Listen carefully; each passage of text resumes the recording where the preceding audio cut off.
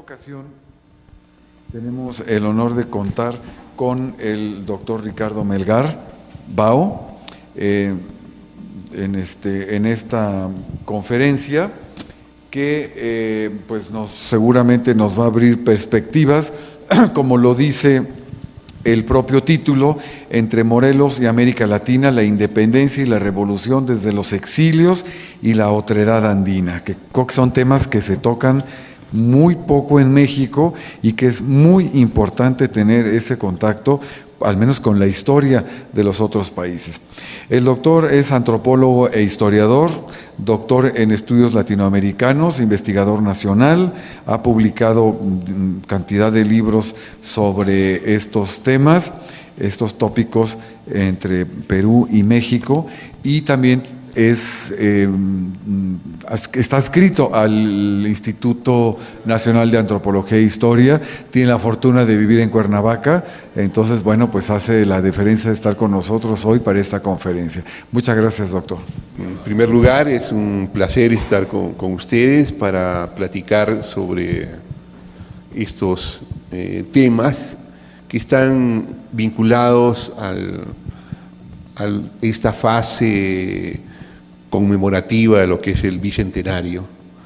Pero es un bicentenario, pero también es un centenario, porque aproxima el centenario de la Revolución Mexicana y el bicentenario de la Independencia. Debo decir que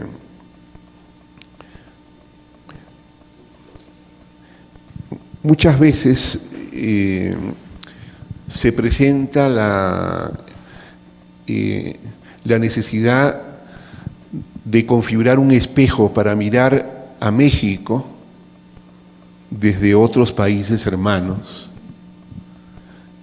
pero también para mirar a esos países en relación a lo que dejó en sus diálogos, en sus encuentros, México en ellos. Y yo voy a hablar desde los países andinos. Y cuando hablo de los países andinos, ya encontramos un viejo referente que parece aproximar a México al área andina, y es el hecho de que México fue el centro más importante dentro del área mesoamericana del desarrollo cultural hasta antes de la llegada de los españoles. O sea, las grandes culturas, las grandes civilizaciones mesoamericanas tuvieron una presencia muy importante en lo que es el territorio mexicano y también podríamos decir en algunos países de América Central. O sea, los mayas, ¿no?, los mexicas, y podríamos hablar de otras culturas que nos remiten a escenarios más particularizados del espacio nacional. O sea, pensemos en Monte Albán, en la región del Istmo. Y del lado andino, pues hubieron también civilizaciones muy importantes en su nivel de desarrollo cultural. La más conocida es la civilización de los incas, pero también estuvieron los chibchas del lado colombiano y otra gran cultura precedente a la inca, que es la cultura tiahuanaco, hacia Bolivia. Bueno, la primera consideración es si estas dos culturas que parecen hermanar a dos grandes áreas culturales, Andes, Mesoamérica, México, Perú, pondré quizás el énfasis en Perú porque es mi patria de origen, México mi patria adoptiva, y me resulta en primer lugar mencionar lo siguiente: ¿hubo o no intercambios entre las culturas prehispánicas, entre estas civilizaciones prehispánicas? Bueno, a estas los esfuerzos de arqueólogos, de etnohistoriadores, de especialistas, nos indican de que sí hubo contacto. Y hubo un contacto recurrente, un contacto sostenido de intercambios. ¿Y cómo se daban estos intercambios? Por la vía de la navegación. Entonces, ¿y cómo era estos contactos por vía de la navegación? Lo que más he estudiado es los contactos vía el Pacífico, vía el Océano Pacífico. Cuando Francisco Pizarro, ¿no?, que es el conquistador español, el equivalente del Hernán Cortés para México, arriba a las costas ecuatoriano-peruanas, en alta mar, divisa unas balsas gigantescas con velamen. Pero además de velamen, tenían también timón, es decir, eran balsas que eran susceptibles de ser direccionadas por vela y por el movimiento de un orientador que tenían en la cola de la balsa. ¿Y qué traían estas balsas y a dónde iban? Iban a hacer la entrega de productos mexicanos, productos en las costas tanto ecuatorianas como peruanas. ¿Cuánto cargaban estas balsas? Entre 8 y 12 toneladas. Para la época era bastante. ¿Y qué producto llevaban hacia a estos países andinos? Uno de los productos que recuerdo era el cacao, pero habían otras cosas que motivaban los intercambios. Y esas otras cosas que motivaban los intercambios eran, por ejemplo, las conchas. Y conchas que no eran del Pacífico, sino eran del Caribe. ¿Y para qué la querían los peruanos o los incas o los tiahuanacos, esas conchas? Porque esas conchas eran altamente estimadas para fabricar un instrumento musical. Un instrumento, cumplían la función como de cornetas, los famosos pututus. Y de este lado también se encontraron muchas presencias que tenían que ver con mundo andino. Y podríamos encontrar referentes que aluden no solamente a lo que tiene que ver con objetos, sino también con elementos generados por la agricultura. Por ejemplo, la presencia en Mesoamérica de un Chile en particular, indica la huella de estos intercambios con área andina. Ustedes han escuchado hablar del chile manzano. El chile manzano no es originario de Mesoamérica, no es originario de México, viene de los Andes. Pero también encontramos un juego interesante de otro tipo de presencias, el gran impacto que tiene el maíz para ambas culturas.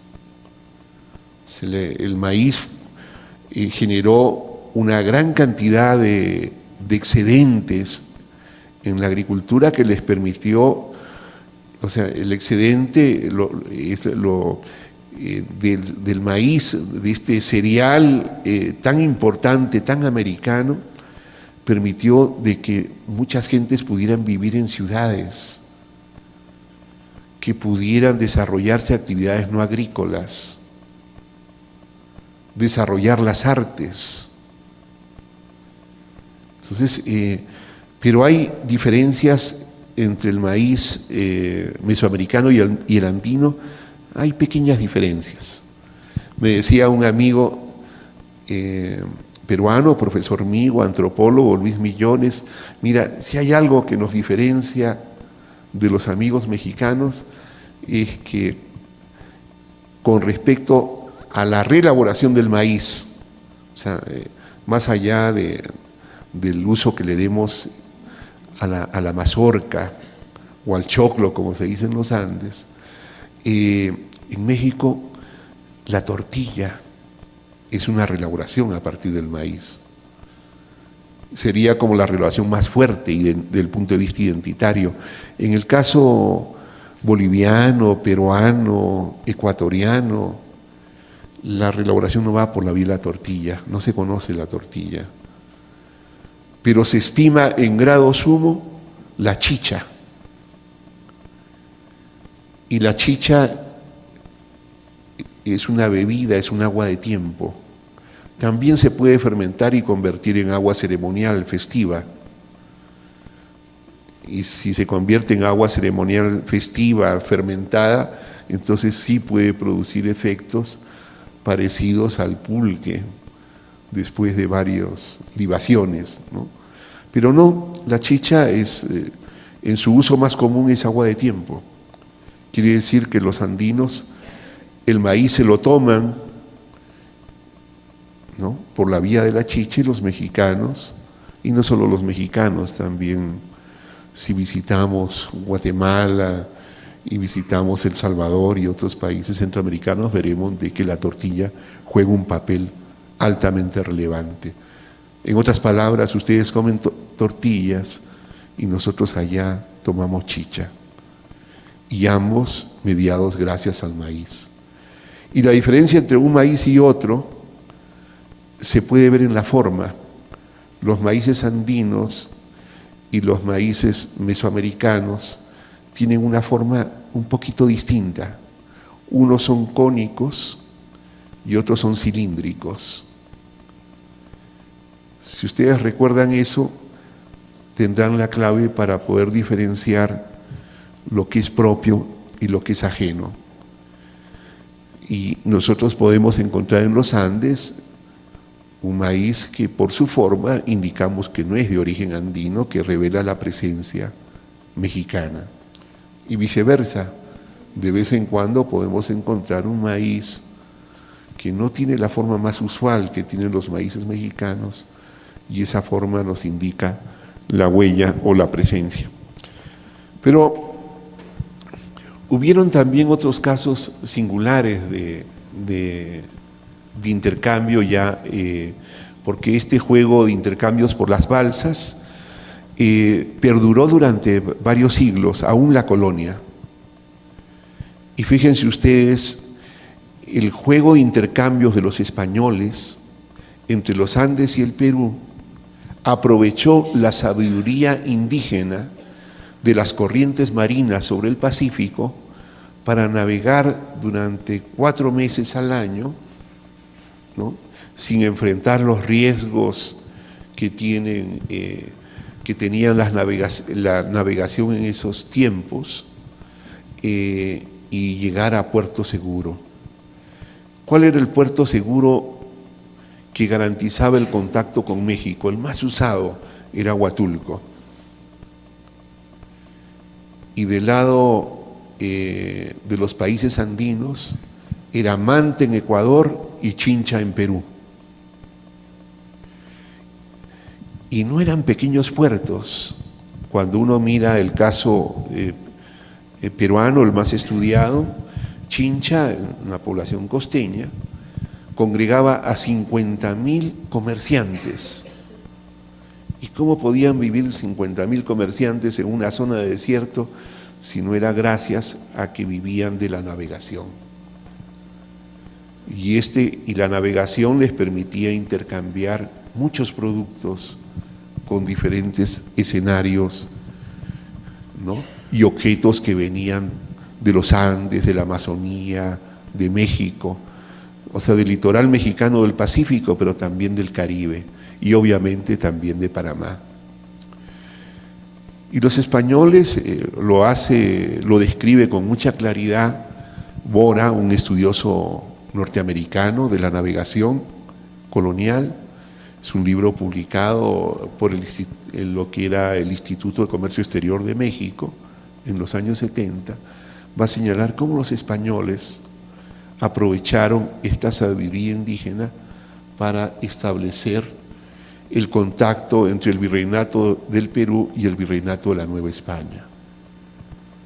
Pero claro, ellos no usaban las balsas, usaban sus carabelas, es decir, lo que eran las embarcaciones de sus tiempos. Pero también el proceso de conquista generó la movilización de población indígena de una a otra parte, porque los españoles usaron a la población indígena como refuerzo de sus ejércitos para conquistar los escenarios sudamericanos. Ellos entran por el Caribe, usan a los caribes para conquistar México y luego usan a población indígena mexicana para conquistar las diferentes culturas andinas. Pero no solamente las usaron para conquistar, sino que de pronto se fueron esparciendo y se generó una especie de presencias no previstas por los españoles. Y otras que fueron inducidas por las autoridades virreinales. Por ejemplo, cuando estaba el virrey Hurtado de Mendoza, que había sido primero virrey del Perú, es designado por la corona virrey de la Nueva España. Entre otras cosas, al virrey Hurtado de Mendoza se le ocurre que sería bueno en los caminos reales de México hacer algo parecido a lo que se hace en el virreinato del Perú, siguiendo una tradición andina. ¿Cuál es la tradición andina? Era sembrar el molle es un árbol,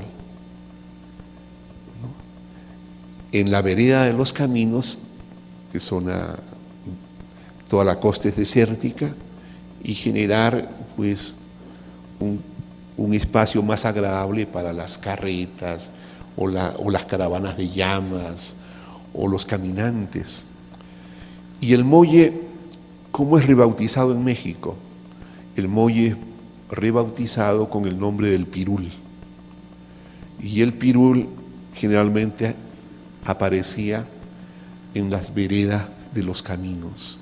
Entonces, de pronto pues, a partir de las cosas más elementales, más sencillas, podemos encontrar este juego de intercambios creciente.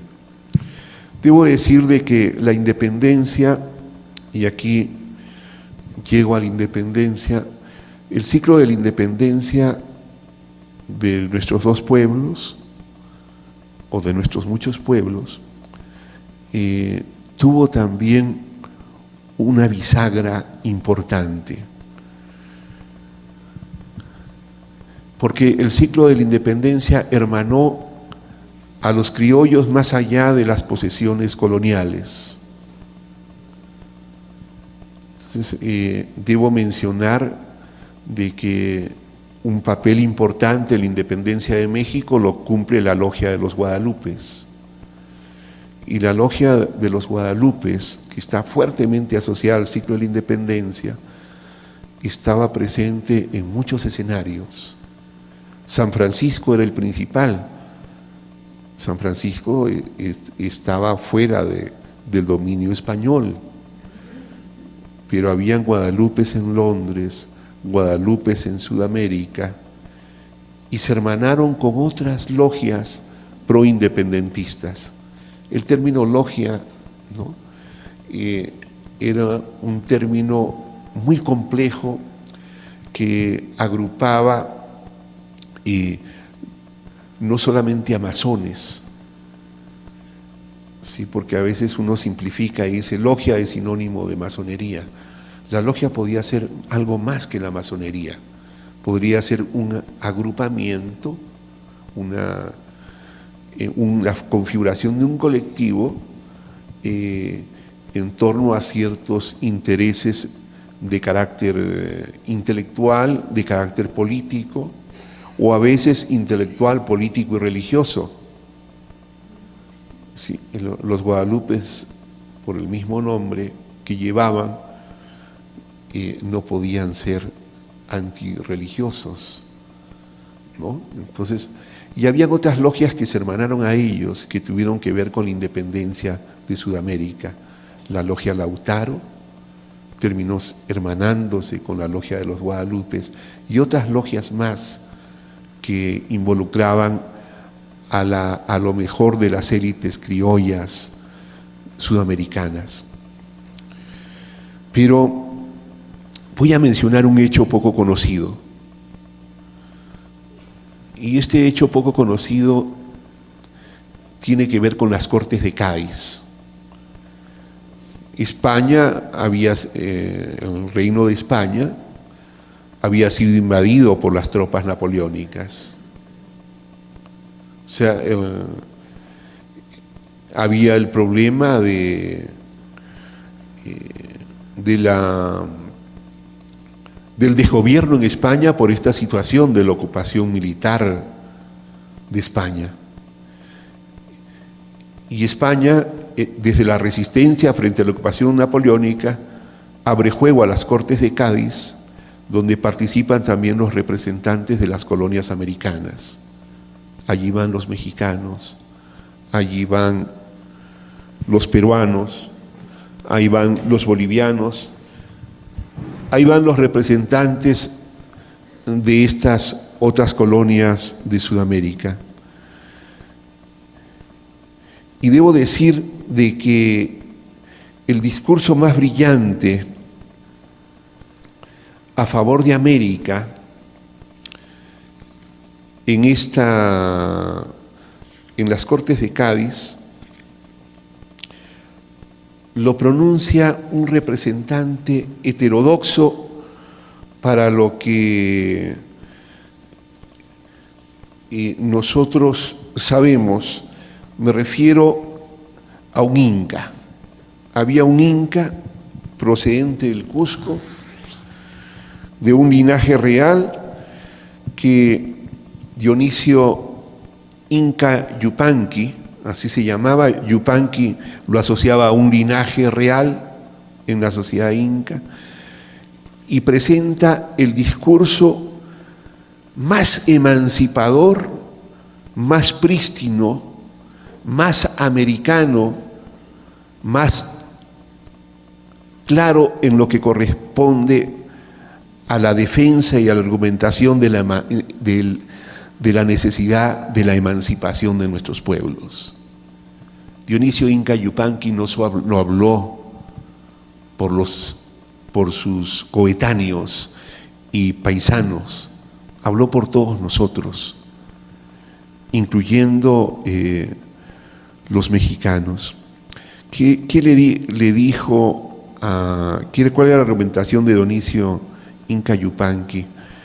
Él refiriéndose al rey de España, caído en desgracia, pero aún con capacidad de poder atender los llamados de la Corte de Cádiz, le decía: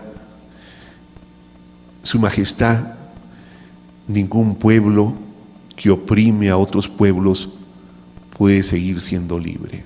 O sea, le estaba diciendo, si España quiere liberarse de la ocupación napoleónica, tiene que empezar por respetar el derecho a la libertad de nuestros pueblos.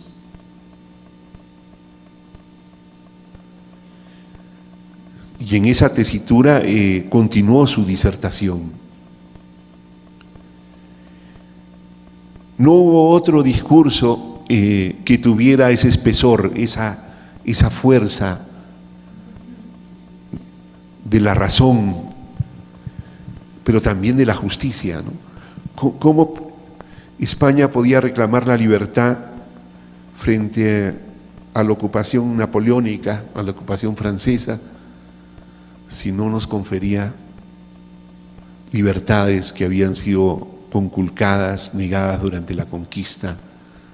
O sea, 300 años ya era mucho.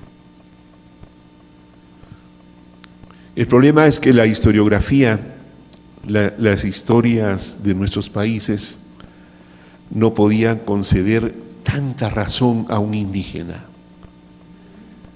Y el discurso más sabio, más ilustrado, presentado en las Cortes de Cádiz, fue borrado de las historias de nuestros pueblos. Solo con motivo del sesquicentenario, del 150 aniversario de la independencia de las repúblicas sudamericanas, se reprodujeron los discursos de las Cortes de Cádiz y, para sorpresa de los historiadores, dijeron: oigan, pero este discurso brilla por todos los lados, ¿y por qué nunca nos los dijeron? Porque quienes hacían la historia, historiadores criollos, historiadores con muchos prejuicios, no podían aceptar que un indígena pudiera decir mejor las cosas y los derechos a nombre de todos que los propios criollos. Y ese desencuentro entre indígenas y criollos un poco generó muchos problemas en nuestros pueblos, hasta el presente. Fíjense ustedes, el movimiento emancipador más grande que hubo en Sudamérica, que conmocionó lo que sería el territorio de 7 países actuales, fue liderado por Túpac Amaru en 1780. Y Túpac Amaru venía de otro linaje real cusqueño. Pero el proyecto de Túpac Amaru no solamente era de emancipación solo de los indígenas, era un llamado también a los mestizos, un llamado a los criollos, un llamado a favor de la libertad de los esclavos negros, que eran muchísimos, porque en la colonia la esclavitud fue un negocio floreciente. Si nosotros recuperáramos la memoria de todos los estados donde floreció la caña de azúcar, allí encontraremos la huella de la esclavitud de la población negra. En el Marquesado del Valle, que abarcaba Oaxaca, que abarcaba Morelos, y si miramos Veracruz, y si miramos otros estados con clima de trópico húmedo, veremos de que la esclavitud de la población africana que habían traído mediante la trata desde fechas muy tempranas posibilitó el desarrollo floreciente de la economía colonial. Igual en Sudamérica, o sea, la esclavitud de los negros fue un negocio muy redituable, pero infamante. ¿Por qué infamante? Porque ustedes podrán imaginar todo lo que implica ser esclavizado contra su libertad, convertirse en objeto no solamente de trabajo económico, sino de todos los caprichos y ocurrencias que tiene el amo o la ama. Entonces, pero el movimiento de Túpac Amaru fue derrotado después de 2 años. Y luego vino una persecución sobre los liderazgos indígenas como no se había vivido desde los años de la conquista. Y esto hace esta diferencia entre el 1780 y el 1810 mexicano, marca el primer contraste entre la independencia fallida de las colonias sudamericanas y la independencia emergente en México, ¿no? Con Morelos e Hidalgo. Entonces, cuando se produce el levantamiento de Hidalgo y Morelos, es bien visto en el escenario sudamericano, pero no solamente bien visto, sino hay muchos modos de expresar la solidaridad. Y no solamente en Sudamérica, debo decir que la independencia de México también contrajo muchas solidaridades. Haití, que se independiza mucho antes, esta República Negra, la primera república independiente de toda América Latina, brinda su apoyo. Y no apoyo moral, apoyo que reviste muchas aristas, pero eso será seguramente tema de otra conferencia y no voy a justaponer lo mío con lo de otra compañera que les hablará en su momento. Producida o lograda la independencia, me encontré que hubo un juego de solidaridades muy interesante, y estoy hablando ya del año 1823. Y el año 1823 se da un acuerdo que dice, lo voy a leer y luego lo voy a circular para que den una miradita, y después que le den una miradita me lo devuelven. ¿Sí? Entonces, es hecho en México.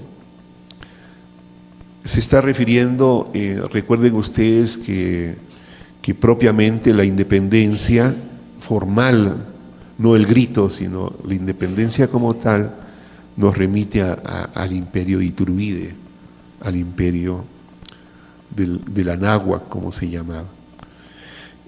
Y el 10 de febrero de 1823, tercero de la independencia de este imperio, así dice el documento, sostiene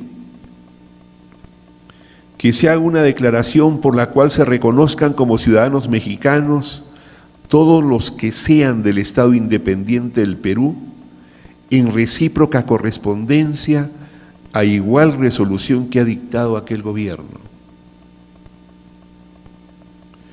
para que gocen en él los mismos derechos todos los ciudadanos de este imperio, ha venido en decretar y decreta, que desde luego por el solo hecho de ser ciudadanos del Perú, los que vengan a este imperio y acrediten que son católicos, apostólicos, romanos, conforme a lo que expresamente previene el plan adoptado en Iguala, se reputen por ciudadanos mexicanos en el ejercicio de sus derechos políticos y con opción a los honores, gracias o prerrogativas que el gobierno tenga a bien concederles. Y esto, repito, como bien dice el documento, lamentablemente no me dio tiempo de localizar el otro. Este es un documento de reciprocidad, porque días antes se había promulgado de que todos los ciudadanos mexicanos eran ciudadanos del Perú. ¿Qué es lo que ayudaría a hermanar y a señalar de que el asunto de las extranjerías hermanas no recortaban derechos políticos? Porque el documento decía, los mexicanos tendrán prerrogativas políticas en Perú, Así fue el acuerdo. Y este documento, en reciprocidad, dice lo mismo. Las mismas prerrogativas de los ciudadanos. ¿Qué significa? Que lo nacional no era tan excluyente como se hizo después. Había un tenor inclusivo, un tenor fraternal. No existía lo que después incurvaron ciertos nacionalismos en diferentes países, ¿no? O sea, en lo que se llama xenofobia. Es decir, no, habla pero es extranjero y eso lo descalifica. O no son valederas, porque la objeción a la persona por su procedencia religiosa o nacional no puede anular la fuerza de la razón, la fuerza del argumento. Entonces, la fuerza del argumento, la solidez de un argumento va más allá de cualquier frontera. Y ese es un valor ciudadano, pero no solamente es un valor ciudadano, es recuperar la dignidad que tiene toda persona humana, independientemente del país donde esté, donde transite, donde opine, donde viva.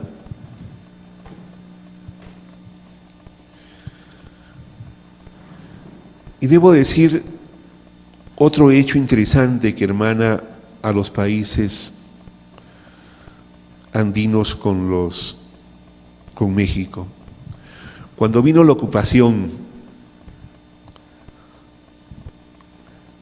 franco-austriaca, o sea, cuando llega Carlota y Maximiliano, nos vamos a encontrar nosotros de que varios sudamericanos se vienen a luchar contra la ocupación franco-austriaca. Debo decir que la principal fuente o bastión de la resistencia en la Ciudad de México, pero a nivel de inteligencia, a nivel de pasar los datos, la cumplió un embajador que se llamaba Nicolás Corpancho. Este embajador era el embajador del Perú. Y claro, al final lo mandan detener, no lo logran porque logra escapar. Y luego llega dos contingentes, un contingente de peruanos que había solicitado Corpancho para que vinieran a pelear contra la ocupación que agobiaba a México, pero también vienen colombianos y vienen de otros países. Incluso viene un expresidente de Colombia, de apellido Melo, y José Vicente Melo muere peleando al frente de un batallón en Chiapas. Y así como la historia de Corpancho, como la historia de este destacamento de 200 peruanos que llegan a pelear a este territorio, llegaron de otros países de Sudamérica y salieron cantidad impresionante de textos.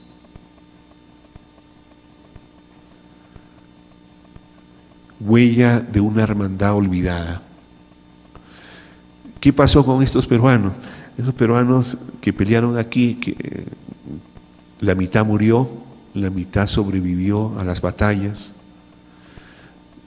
pero cuando quisieron regresar el Perú no los quería. ¿Por qué no los quería?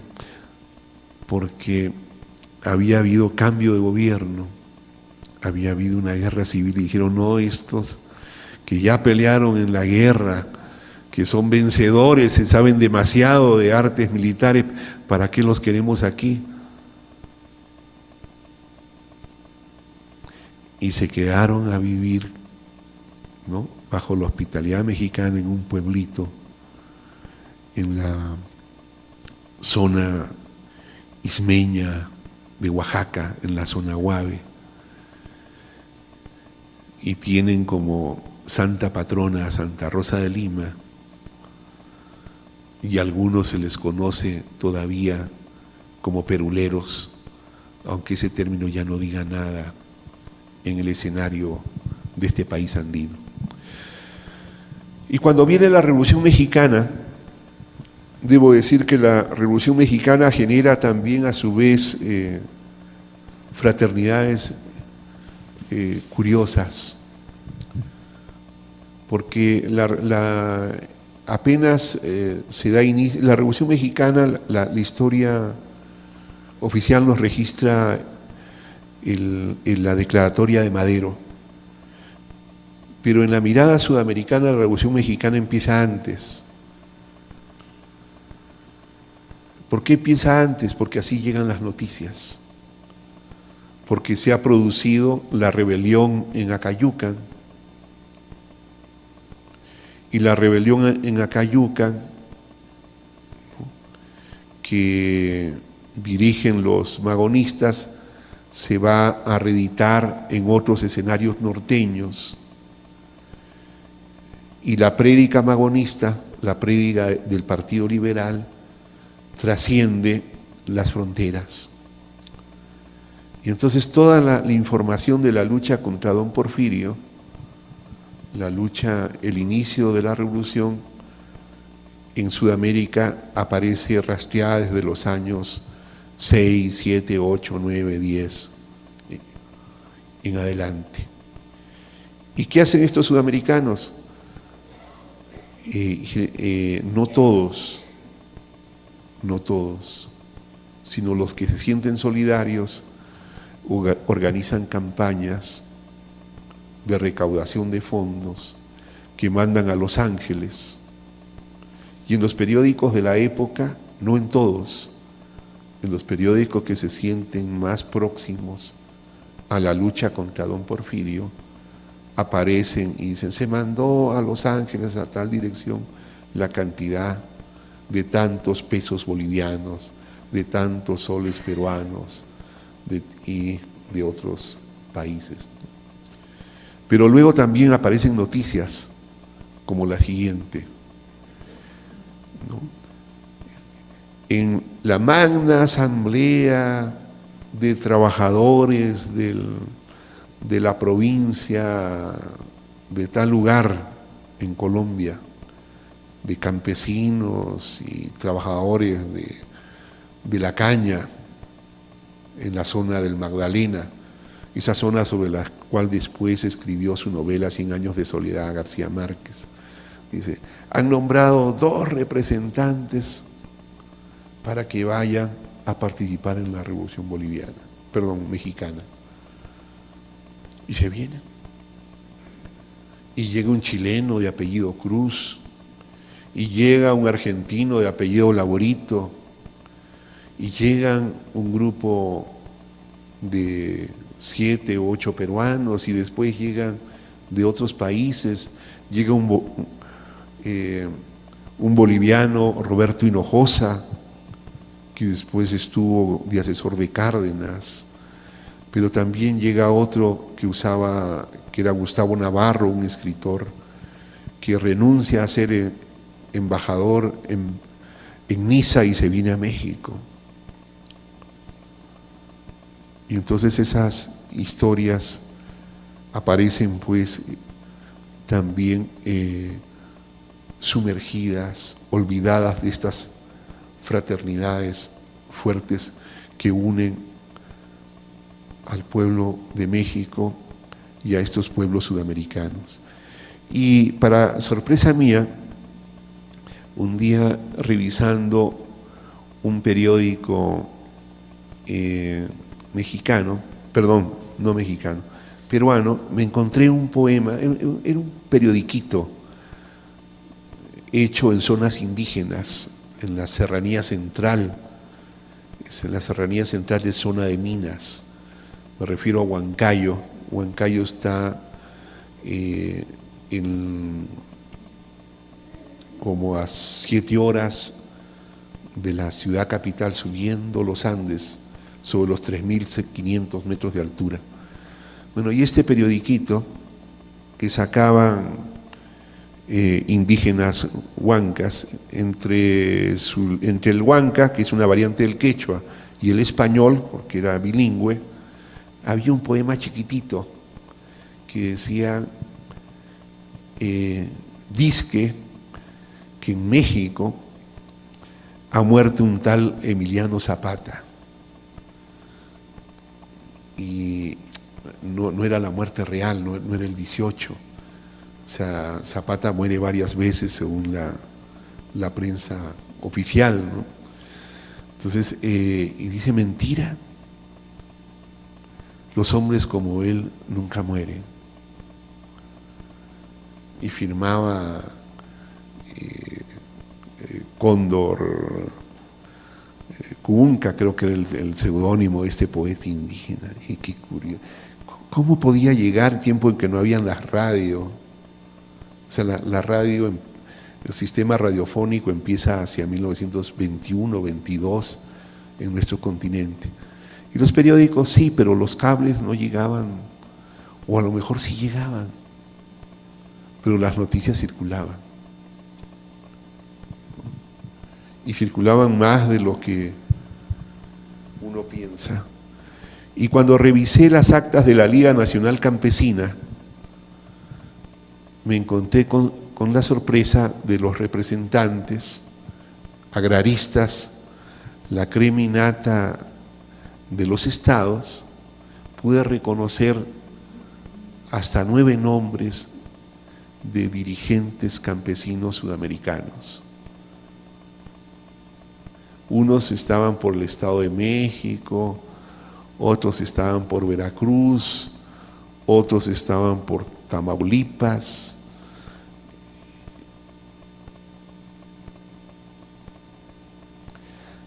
Pero quizás tuvo que ver en esto un mensaje muy americanista de uno de los líderes agraristas de los años de la Revolución Mexicana, también olvidado, Úrsulo Galván. Úrsulo Galván elaboró, junto con Diego Rivera, un lema, pero que no era solo lema, era mucho más que un lema. Era un proyecto de hermanamiento campesino. El lema decía Campesinos de América Unidos.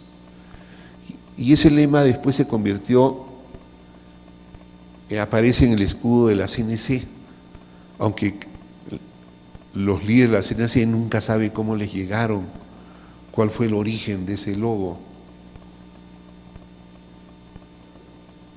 Entonces, historias pues hay muchas. Voy a parar un instante para recoger preguntas y volver sobre estos temas de nuestras fraternidades, ¿no? Y historias sumergidas de nuestros dos pueblos. Diré también que hubo mexicanos notables en el exilio en países sudamericanos. Uno de ellos, que llega exiliado hacia 1913, si mal no recuerdo, se llamaba José Vasconcelos. Pienso, por ejemplo, en la circulación de las ideas. La circulación de las ideas no tiene fronteras.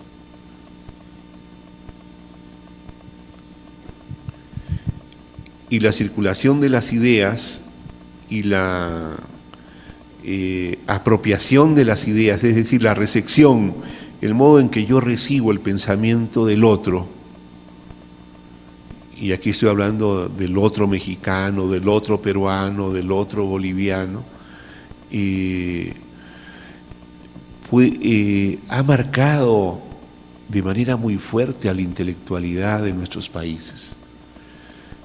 pero nuestros historiadores siguen haciendo la historia al revés. Entonces dicen, a ver, ¿qué pensadores franceses fueron los que más influenciaron en este país, o ingleses o españoles? Pero nunca pensamos en esta otra lectura, en esta otra posibilidad. ¿Cómo nos leemos entre latinoamericanos? ¿Cómo intercambiamos ideas? ¿No? Y no solamente cómo intercambiamos ideas, también cómo intercambiamos prácticas culturales. Si yo pienso en prácticas culturales, tendría que hablar de muchas cosas. Tendría que hablar de, por ejemplo, el itinerario de ciertas prácticas dancísticas, ¿no? O sea, hay bailes, o sea, no nos preocupamos cuando los bailes migran, ¿no? O sea, cuando de pronto podemos encontrar chilenas en varias zonas del país. Tampoco nos preocupamos de decir, bueno, cómo llegó el danzón a Bolivia, Perú o Chile. Pero inmediatamente hubiera como un exceso de celo cuando queremos referir al ámbito de las ideas, al ámbito de la política. En realidad son altamente porosas nuestras fronteras. Y qué bueno que sean así, porque si no miraríamos con un solo ojo. Es como decir, todo lo que venga de Europa, ahí sí no pongo reparos. Todo lo que venga de Estados Unidos, no pongo reparo.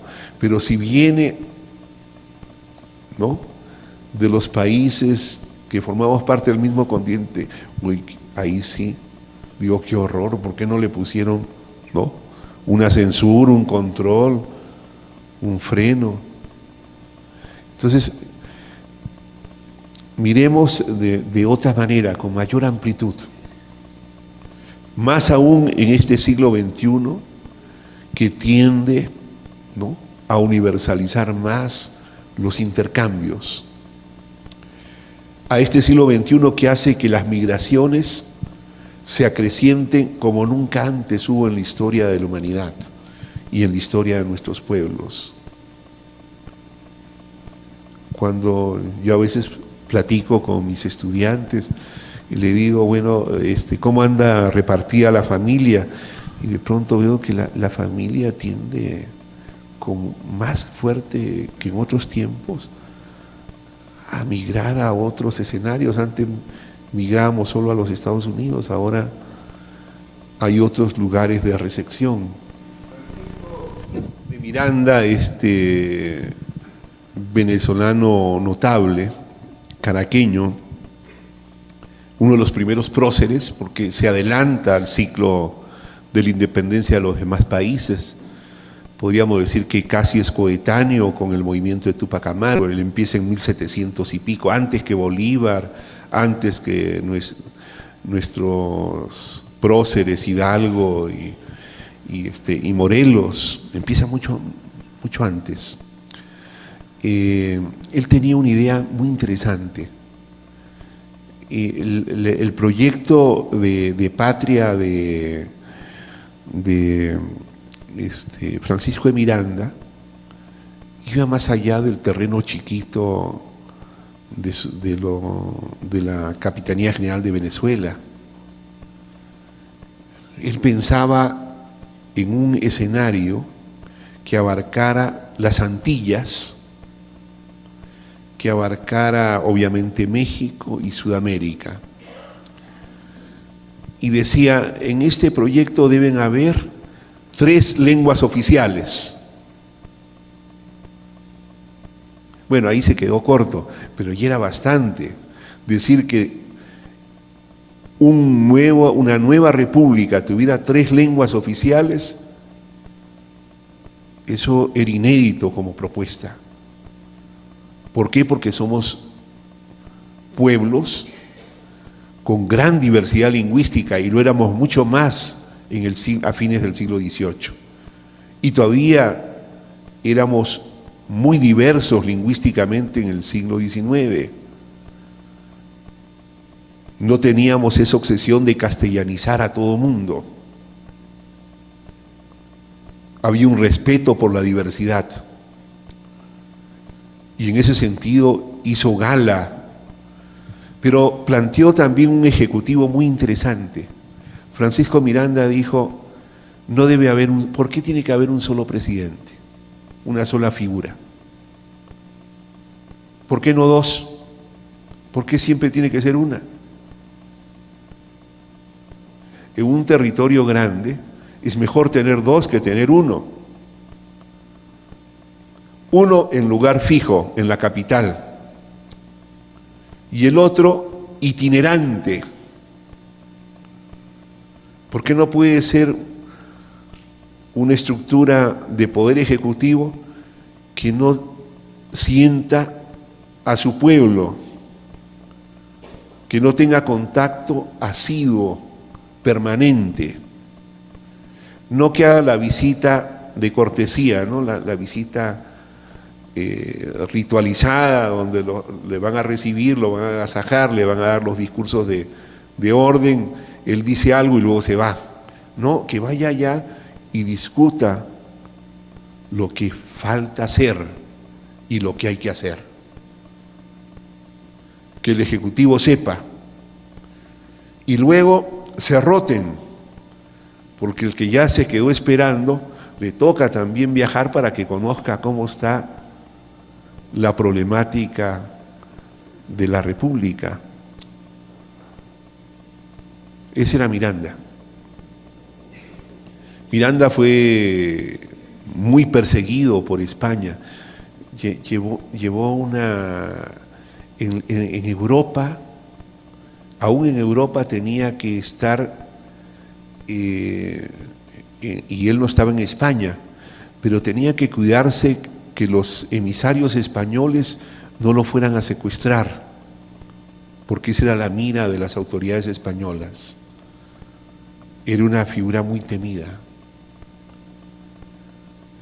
Entonces hay una excelente biografía de Francisco Miranda, que yo la recomiendo, que es de Carmen Bojorquez.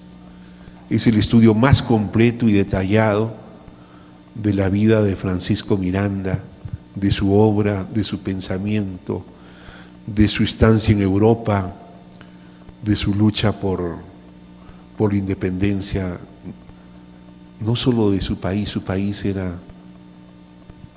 los pueblos de esta América toda. Él estuvo también en Estados Unidos y efectivamente participó, ¿no?, de batallas memorables por una sociedad más justa en Francia. Cerraré con otra anécdota. El año es una crónica publicada el año 1923. Quien le escribe es un exiliado peruano que había sido un joven universitario y que había sido deportado a la ciudad de Panamá, y eran los tiempos de Obregón, de Vasconcelos, que era ministro de Educación, secretario de Educación Pública, y Vasconcelos, estando en Panamá, le manda un telegrama y dice: vente para aquí. Y lo acoge como secretario, uno de sus secretarios, junto con Cisneros. Cisneros era el secretario mayor de Vasconcelos, pero este joven lo tenía. Y entonces se viene la celebración del aniversario de la muerte de Zapata en Cuautla. Tenía poco tiempo de haberse hecho el mausoleo en la ciudad de Cuautla y se habían iniciado recién los rituales conmemorativos. Entonces Obregón le dice a Vasconcelos que vaya. Vasconcelos no quiere ir. Vasconcelos era antizapatista, pero como titular de la SEP tiene la obligación oficial de ir. Entonces delega su representación en este secretario suyo, que además no es mexicano, pero es su secretario, tiene todas las facultades para asistir, Víctor Raúl Aya de la Torre. Y llega y se sorprende de que además de la legión de funcionarios de gobierno y de autoridades políticas, está una presencia multitudinaria de zapatistas. Había muchos veteranos zapatistas, ¿no? Generales, coroneles y tropas, y entonces dialoga con los zapatistas, y en el diálogo con los zapatistas, los campesinos zapatistas le preguntan: ¿y cuál es su tierra?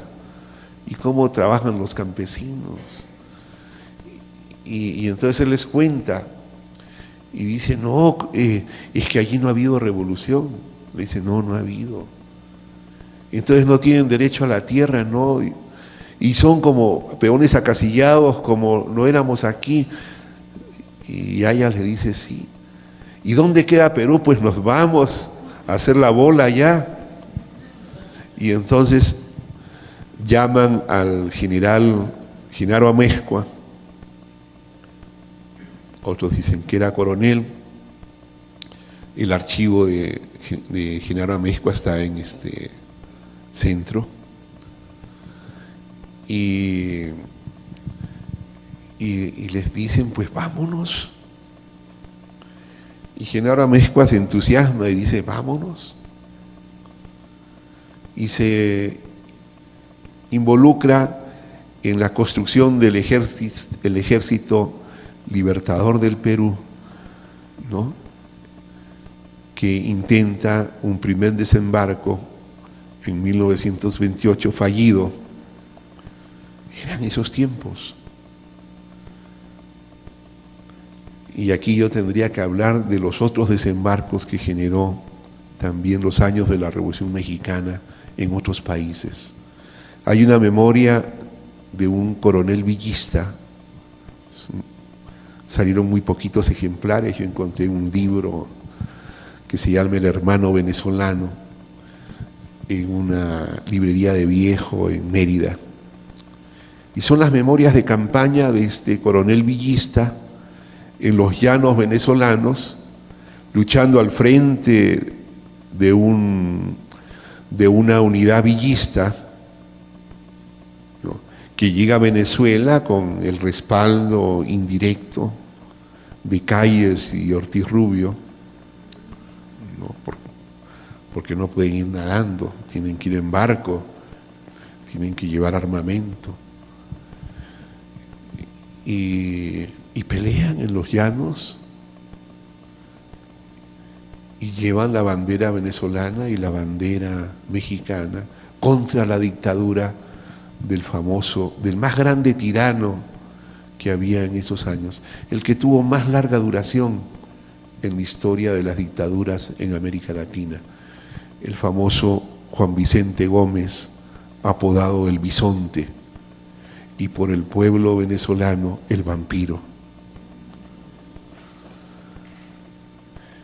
Y podríamos mencionar de estas muchas otras historias de cómo la Revolución Mexicana borra también las fronteras.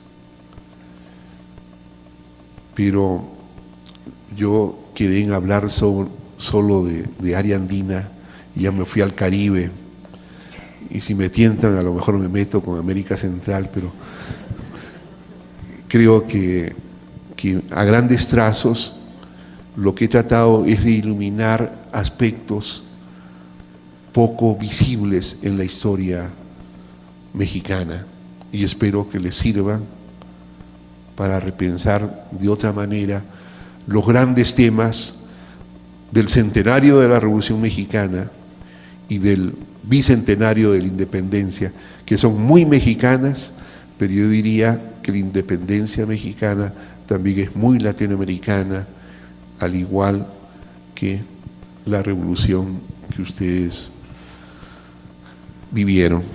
Pues muchas gracias.